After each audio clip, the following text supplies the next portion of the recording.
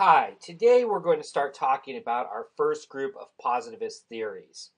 If you have not watched the part of the video series that talks about positivism, you should go back and make sure you do that now. These first theories share the common theme of self-disclosure. So the textbook categorizes these theories under relational development, and they all do focus on this aspect of interpersonal communication.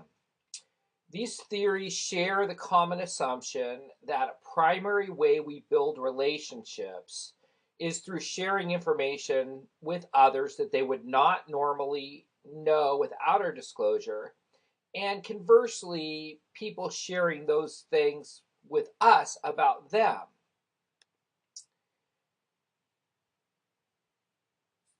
There have been some researchers that have argued that this bias toward disclosure in communication, in interpersonal communication theory,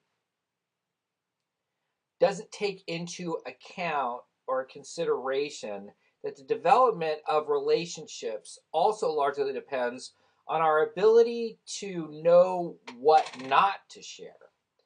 So, and that's something that when you read social penetration theory, that Altman and Taylor addressed this a little bit later in their discussions of social penetration, in their shift to the dialectical understanding that it's a dialect between kind of openness and closedness.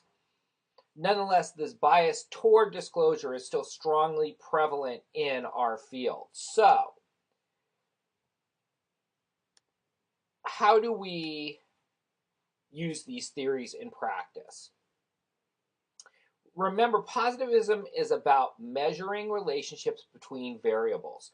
So when we consider the theory, we need to consider it in relationship to one or more different variables. So in order to do this,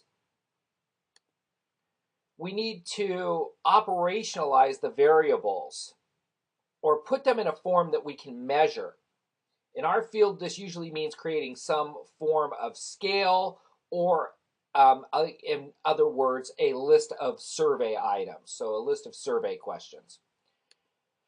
With respect to the three theories you read this week, there are already existing published scales to measure aspects of these theories. So you can use one of these as is, or you can modify it for a specific purpose.